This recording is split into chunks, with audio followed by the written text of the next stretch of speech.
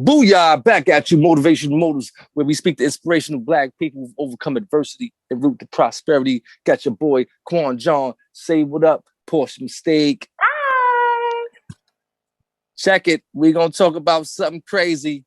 We're going to talk about disciplining in the Black community. And we're going to talk about the diverse way of disciplining your child, and should you discipline your child, and what is corporal punishment, and how do white people, Europeans specifically, how do they discipline their children as opposed to Black people, and who's right, who's wrong? You know what I'm saying? You know, should you slap little Jimmy in a store when he pick up that candy bar when you tell him you don't got no money? You understand? Does you pop him beside his head when he keep on begging you to buy him them Snickers and you tell him you don't get paid the next Thursday? You know what I'm saying? How do you feel about the act of disciplining your child, Porsche Mistake? Beat him.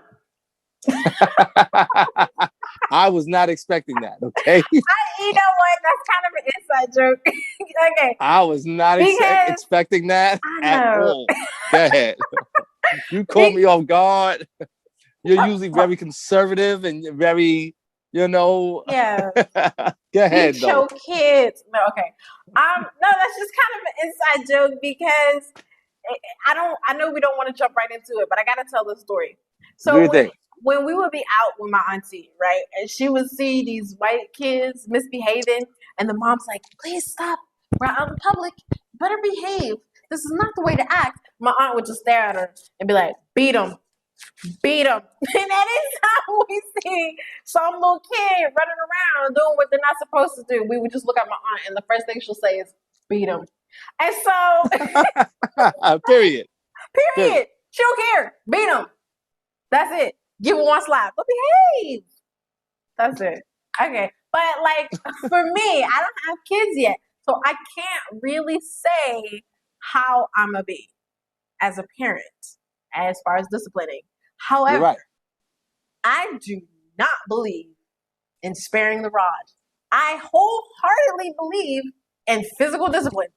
Maybe it's because how I was raised. And I was a good kid because I saw my siblings get I saw them get messed up for misbehaving. And I was like, y'all are stupid.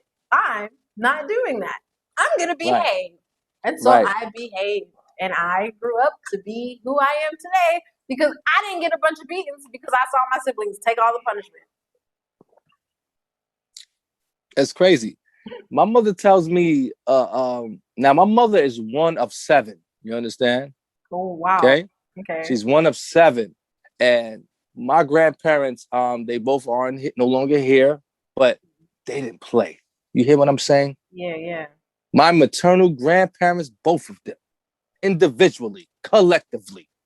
When I say they didn't play, they was your best friend and they would do anything for you, but you bet not dare cross that line. Yeah. If you cross that line, woo, you're going to say, why did I cross this person right here? So she told me how when she was a child, now imagine this, you know what I'm saying? It's 7 of them. Mm-hmm. My grandmother and grandfather, when they like, you got to go out with your kids, right? You got to go outside. Mm-hmm. And let's say they would take them to their friend's house or something like that.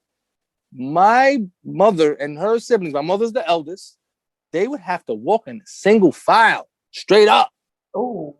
And when they walked in the house, they sat down in like this in unison. Yeah. And they didn't make a peep, and that they did.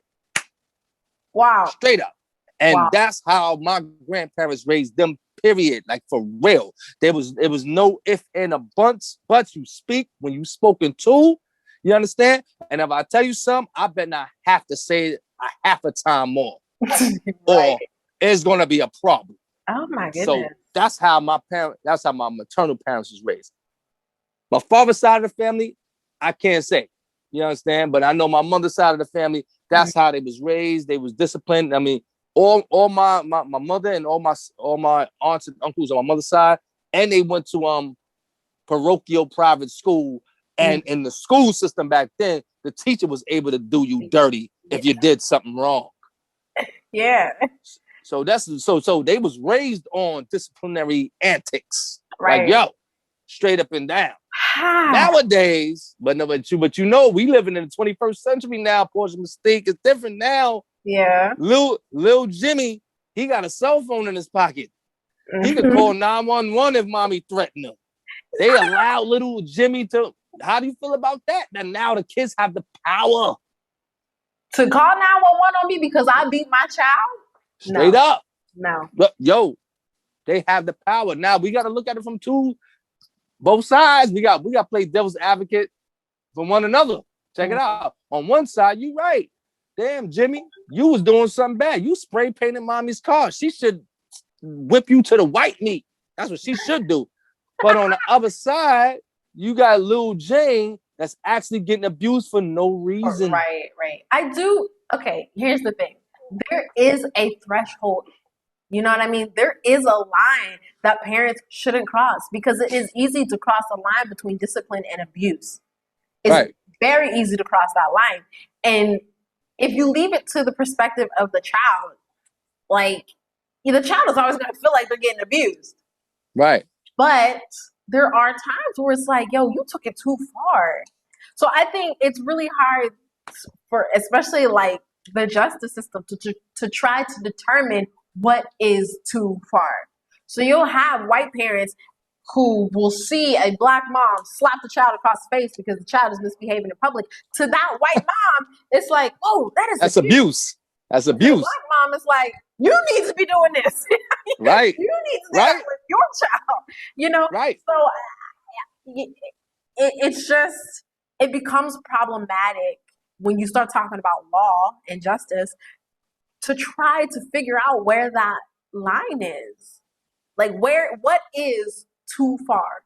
See, for me personally, I feel like a punch is too far. I don't think you should ever punch your child. Even if he's bigger than you? If he's bigger than you, then y'all shouldn't be fighting at all.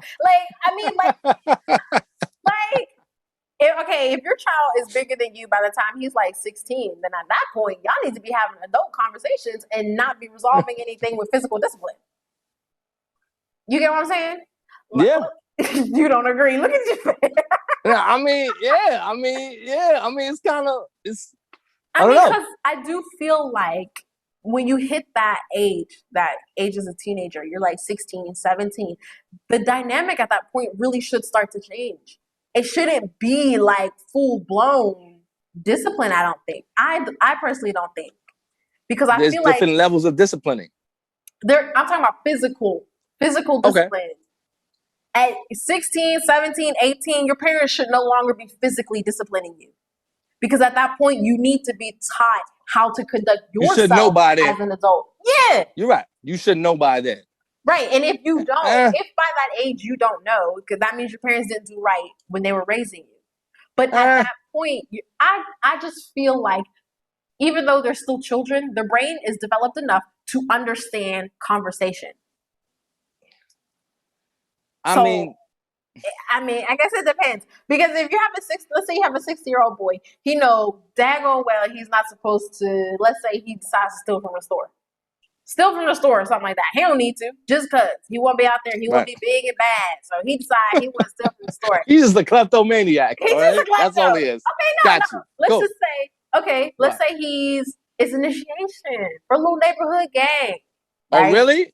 Yeah. He's in a gang too? Oh, wow. Now, let's say that's what it was.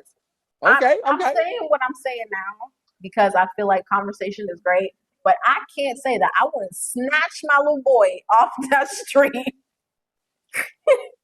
and put in some work. But because it's like at that point, I don't know. You know what? I'm done. I don't know. I think it depends on the child. Cool. You know what? That's the point I was coming to. When you said that if he's 16, 17, 18 years old, she is supposed to know, that's not necessarily true. Because let's say you've been putting in that work since he was 5 years old or 15, and you've been slapping him upside his head, and you've been, plucking him in the air. You've been, grabbing him by his lips and things like that of that nature, and it just don't work.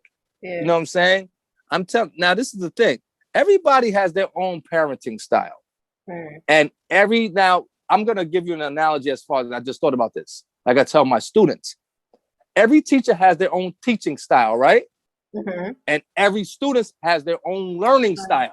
That's true. You understand? Yeah. I'm legally blind in both eyes, so therefore, if I have a professor that writes on the board a lot and doesn't speak, I'm not going to learn as readily as I would a professor that lectures and speaks all the time because of my learning style. Right. So you can look at it the same way with parenting style. Me and my wife have two different parenting styles. However, we have the same objective at the end of the day. Okay. But we have different ways of. My wife's is my wife is, how's it? What they say? Do as I say, not as I do, type thing. Okay. You know what I'm saying? Yeah. And I'm more of I'm not easily offended. So, and I'm not easily angered. So that helps my parenting style. I'm more understanding. Right. Like, all right, cool. All right. However, see, this is where it gets kind of tainted. Let's say I've seen you do this over and over and over and over again. Okay. And then now I'm tired. I'm tired of you doing this over and over again. Now there's no coming back to that. Now I'm going to take out all the frustration that I actually built up on you all that time. I'm going to take it out on you. You're going to think I'm a madman. When my wife, she takes out the frustration, jump street, boom. Right. Feel me? Cool. Yeah. She gets it out the way. Boom. She gets it out the way. Me, I'm like, all right, okay. Maybe they'll learn, right? You know what I'm saying? Now you get now we have two children. Ava and Eva, they different as far as how they take you can tell Ava something one time and 9 times out of 10, she gonna do it. Eva, you gotta tell her 4, 5 times. Yeah. And it's not the fact that she's 3.5, no doubt. You know what I mean? Because she's extremely bright. She's extremely bright. Know why I know she's bright? Because she's bright enough to lie to you. No. You understand? Wow, yeah. And she's bright enough to say, no, I didn't do that.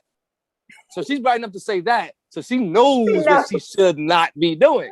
Yeah. You understand? So I can see right now, we're gonna have to parent them totally differently. You understand? Eva might need to get yelled at. Right. Or even popped. Boom. My wife has a little, you know what I mean? If the legal system is watching, my wife she's a great mother. Don't take this crazy. My wife has a little spoon, a wooden spoon. Yeah. That she keeps on the side of her. And when she goes for the spoon, little Eva runs and she sits right down because she knows what that spoon does. Yeah. Now with Ava, we never had to do no wooden spoon at all. Right. There was no, you know what I'm saying? It was none of that. So I say that to say you can have a distinct parenting style, but you have to, I would say probably, now this is the thing. Back in the day, they weren't flexible at all. Yeah. My grandmother, done. Period. Yeah. Period. They wasn't flexible. I would say in this day and time, it would probably behoove you to be a little more flexible. Because let's say my wife was like that with Ava when Ava didn't when her antics didn't provoke this from my wife. But let's say this was my wife's parenting style. Like, yo, you know what? I'm gonna scream whenever I want to, and you better hit me the first time. And if you don't do what I say do, you getting hit with this damn spoon. Period. Right. You know how that can emotionally damage a child. So I agree what I'm saying. I agree with you saying beat your kids, man, but understand why you are beating your kids. And my thing is, I think we get it. So it's kind of it's a segue to looking at previous podcasts. Are you only beating your kids because your mother did that to you? Right. Okay. Right. Is that the only reason why you're doing that? Is that the only way that you feel that people listen to you? Because mommy and daddy done taught you, yo, as long as I raise my voice and raise my hand, this person should comply. That's not necessarily true. Necessarily true. Okay. Right. Yeah. I think you know what I mean. I think we live in an age that is far more progressive. You understand? So like, there's a lot of people out there who are taking child rearing and breaking it down as a mental science. Like, here's the child's brain development, and here's yours, and this is why this works and this won't. And like, we look at those. What's the word I'm looking for? I don't know. We just look at those topics a lot closer than we did back in the day. So we are very focused on emotional health, and we're very focused on how that child will grow up to, what they'll grow up to be like, how it will affect them. They didn't care about that back in the day. It's like, look, you don't do what I say, you get beaten. That's it. You know, they weren't really looking at brain development and how this will affect the child in the future, and how this situation will affect them raising their children, and things like that, things that we're looking at nowadays. So it's like you said, I think it's important to understand your child, but know you. You have to know you. You have to know your. Ask yourself some questions. Yeah. So I do feel like, yes, beat your kids. But hold on, real quick. You funny. Real quick. Think about now, let's just stop it right there. No doubt. I'm beating my kids, and I think it's working. But after a while, aren't they becoming immune to the beating? Think about it. Can you hear me? Yes, I'm thinking. I'm sorry. I'm thinking. Aren't they becoming? Think about. I mean, let's for real. Let's be honest. With any type of trauma, because that don't get me wrong. Physical trauma. Getting beat is traumatic. Yeah. You know what I'm saying? It should be traumatic because that's the reasoning behind it, right? Yeah, that's what helps you learn. You're not beating them to, you're not threatening. No, you're doing it so they can be traumatized enough so they won't do it again. Exactly. Like if you have an outlet, the child sticks a fork in the outlet, they get shocked, they'll know not to do it again. Boom. Right. Yeah. But let's say this shock after a while isn't shocking to the kid, per se. Let's say this trauma, this beating after a while, the kid, that's just that's a personal opinion, what I'm saying now. Yeah. I'm not, see, my wife many times, my daughter's 3.5, and she's live. You know what I'm saying? Yeah. She's real live. So some days she's doing something and my wife will say, Papa. And I'll say, no, I'm not going to get used to doing that. One, she's a girl. Yeah. Okay. I'm a guy, and I'm not going to get used to doing that. And I'm not going to get her used to me doing that to her, because not only would she get used to it, I would get used to doing that. Right. I would get used to, you're used to just resorting to that. Me. You understand? Not just the child getting used to getting beat. You get used to doing the beating.